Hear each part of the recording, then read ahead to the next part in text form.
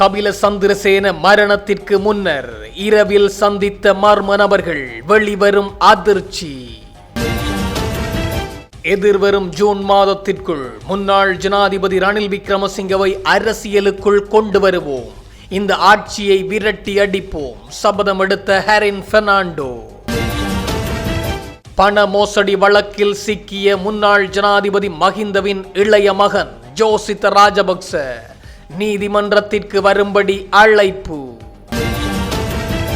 2022 ஆட்சி கவிழ்ப்பு போராட்டத்தில் போராட்டக்காரர்கள் மீது தாக்குதலை நடத்த உத்தரவிட்ட கோட்டாபய ராஜபக்ச உடனடியாக அழைப்பாணை விடுக்கும்படி உத்தரவு. திடீரென பற்றி எறிந்த யாழ்ப்பாணம் போதனா மருத்துவமனை, அதிர்ச்சியில் மருத்துவர்கள். 15 வயது சிறுமியை பாலியல் துஷ்பிரயோகம் செய்த அனுராதபுரத்தின் பிரதான பிக்கு அதிரடி கைது. கபில சந்திரசேன உயிரிழப்பதற்கு முதல் நாள் இரவு பல மணி நேரம் தனது சட்ட வழக்கு குறித்து வழக்கறிஞர்களுடன் கலந்துரையாடி வந்ததாக விசாரணையில் தெரிய வந்துள்ளது. மறுநாள் காலையில் கபில சந்திரசேன தனது வழக்கறிஞர்கள் மூலம் நீதிமன்றத்தில் சரணடைய இருந்தார் என்பதும் தெரிய வந்துள்ளது. இந்த நிலையில் கபில சந்திரசேன கொள்ளுப்பட்டியில் உள்ள முன்னாள் கிரிக்கெட் வீரர் அரவிந்த் டி சில்வாவின் இல்லத்தில் உயிரிழந்த நிலையில் விசாரணைகள் தீவிரப்படுத்தப்பட்டுள்ளது. நேற்று காலை அவர் தங்கியிருந்த அறை நீண்ட நேரமாக திறக்கப்படாததால் குடும்பத்தினர் கதவை உடைத்து பார்த்தபோது அவர் பயணப்பை ஒன்றின் பட்டியை பயன்படுத்தி கழுத்தை நிறுத்தி உயிரை மாய்த்து கொண்ட நிலையில் சடலமாக மீட்கப்பட்டார். அவர் இலங்கையின் முன்னாள் கிரிக்கெட் வீரர் அரவிந்த் டி சில்வாவின் மனைவியின் சகோதரியை திருமணம் செய்தவர் என்பதால் கொள்ளுப்பட்டியில் உள்ள அரவிந்த் டி சில்வாவின் வீட்டிலேயே தங்கியிருந்துள்ளார். 2013 ஆண்டு 14 ஏர்பஸ் விமானங்களை கொள்வனவு செய்ததில் $2 மில்லியன் லஞ்சம் பெற்றதாக இவர் மீது குற்றம் சுமத்தப்பட்டது. இது தொடர்பாக கடந்த மார்ச் மாதம் கைது செய்யப்பட்டு சிறையில் அடைக்கப்பட்டிருந்தார். சுமார் 54 நாட்களாக சிறையில் இருந்த கபில சந்திரசேனவுக்கு 5ஆம் தேதி கடும் நிபந்தனைகளுடன் நீதிமன்றத்தால் பிணை வழங்கப்பட்டது.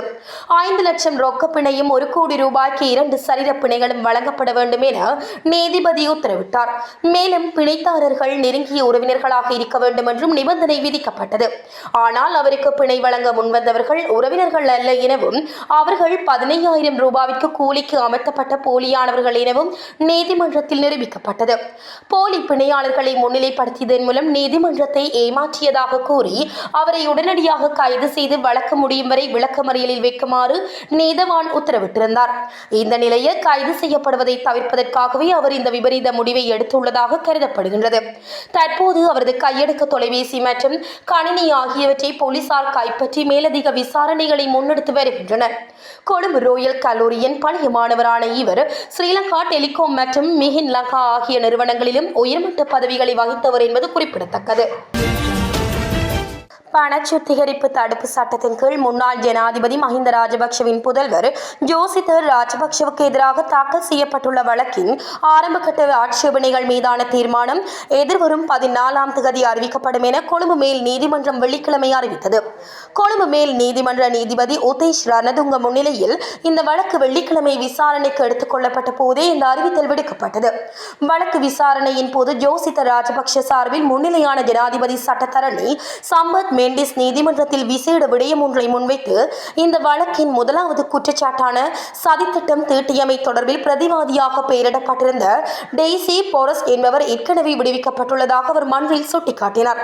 முக்கிய பிரதிவாதி ஒருவர் விடுவிக்கப்பட்டுள்ள நிலையில் எனது சேவை பெறுநருக்கு எதிராக அதே குற்றச்சாட்டின் கீழ் வழக்கை தொடர்ந்து முன்னெடுத்து செல்ல முடியாது என்றார்.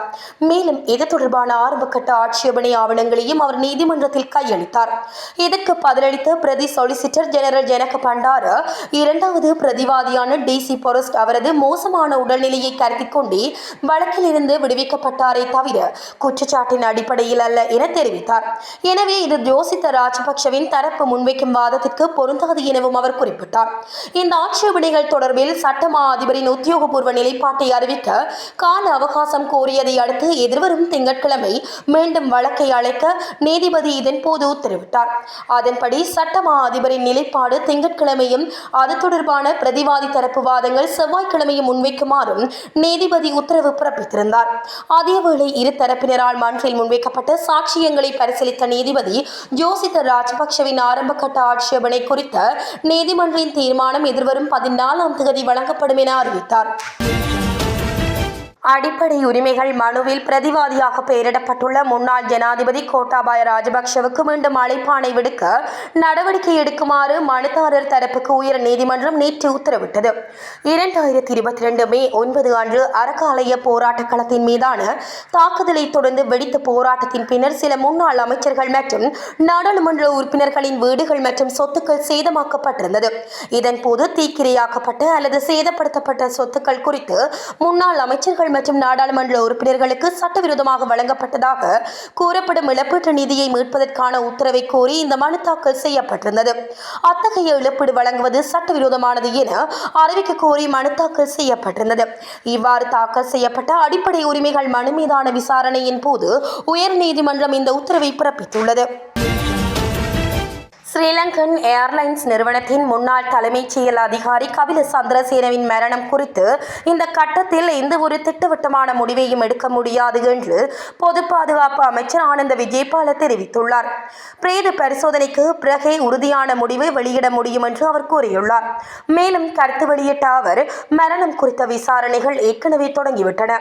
பிரேத பரிசோதனை தற்போது நடைபெற்று வருகின்றது. அதைத் தொடர்ந்து நீதித்துறை மருத்துவ அதிகாரிகள் காரணத்தை தெளிவுபடுத்துவார்கள். இச்சம்பவம் தொடர்பாக காவல்துறையினரும் விசாரணையை தொடங்கியுள்ளனர். நேற்று மாலைதான் தங்களுக்கு பிடியாணை குறித்த தகவல் கிடைத்தது. காவல்துறை ஏற்கனவே நடவடிக்கை எடுத்துவிட்டது. மறுநாள் காலையில் கைது நடவடிக்கையை மேற்கொள்ள திட்டமிட்டிருந்ததால் இரவில் எப்படி ஒரு சம்பவம் நடக்கும் என்று காவல்துறை எதிர்பார்த்திருக்காமல் இருந்திருக்கலாம். அவர் இதற்கு முன்னர் காவலில் இருந்து விடுவிக்கப்பட்டவர். மேலும் இது தொடர்பாக நீதிமன்ற உத்தரவும் நடைமுறையில் இருந்தது.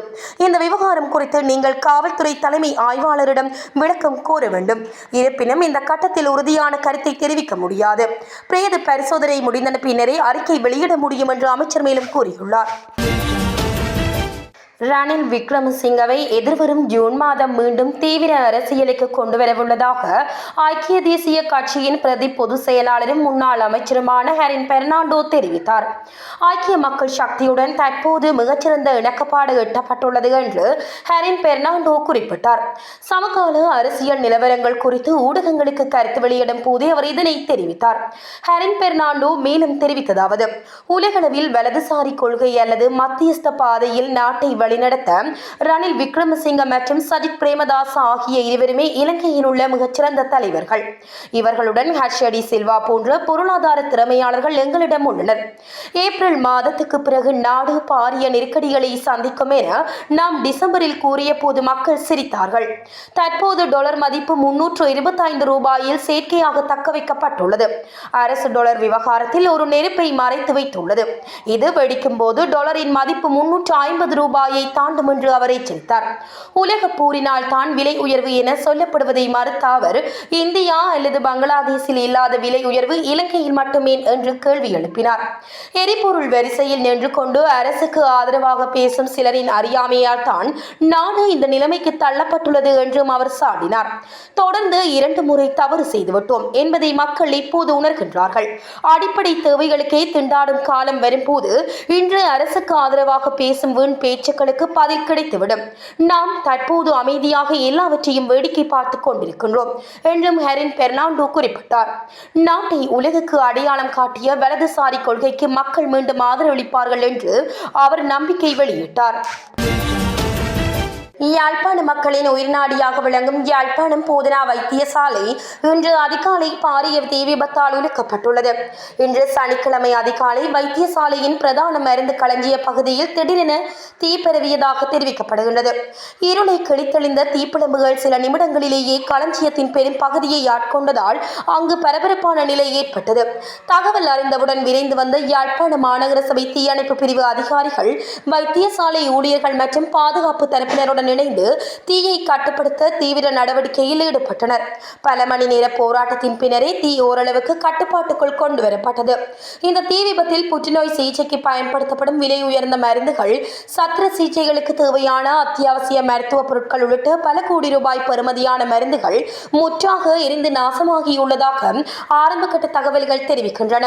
இந்த இழப்பு வடமாகாண சுகாதார சேவைக்கு கடுமையான பின்னடைவை ஏற்படுத்தும் என அச்சம் வெளியிடப்பட்டுள்ளது.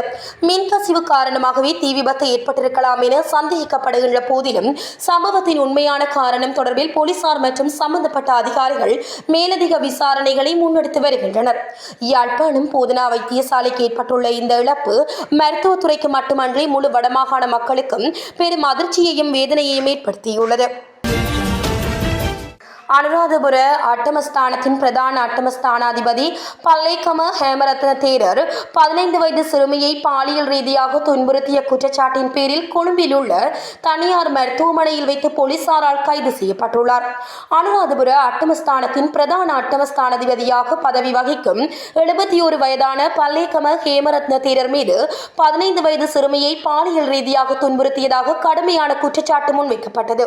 இந்த சம்பவம் தொடர்பாக தீவிர விசாரணை முன்னெடுத்து வந்த போலீசார் இன்று அவரை உத்தியோகபூர்வமாக கைது செய்துள்ளனர். கைது செய்யப்படும் சமயம் தேரர் கொழும்பில் உள்ள ஒரு தனியார் மருத்துவமனையின் அவசர சிகிச்சை பிரிவில் சிகிச்சை பெற்று வந்ததாக தெரிவிக்கப்படுகின்றது. மருத்துவமனையில் அவர் போலீஸ் பாதுகாப்பின் கீழ் வைக்கப்பட்டுள்ள நிலையில் இந்த சம்பவம் பௌத்த மத தலைவர்கள் மற்றும் பொதுமக்களிடையே பெரும் அதிர்ச்சியை ஏற்படுத்தியுள்ளது. குறித்த சிறுமியின் முறைப்பாட்டை தொடர்ந்து முன்னெடுக்கப்பட்ட ஆரம்பகட்ட விசாரணைகளின் அடிப்படையிலேயே இந்த கைது நடவடிக்கை மேற்கொள்ளப்பட்டுள்ளது. இந்த விவகாரம் தொடர்பில் மேலதிக சட்ட நடவடிக்கைகளை மேற்கொள்வதற்காக போலீசார் விசாரணைகளை துரிதப்படுத்தியுள்ளனர். பௌத்த மதத்தின் புனித தலமான அட்டமஸ்தானத்தின் தலைமை பொறுப்பில் இருக்கும் ஒருவரே இவ்வாறான பாரிய குற்றச்சாட்டில் சிக்கியுள்ளமை சமூக வலைத்தளங்களிலும் நாட்டின் அரசியல் மற்றும் சமய களங்களிலும் பெரும் விவாத பொருளாக மாறியுள்ளது.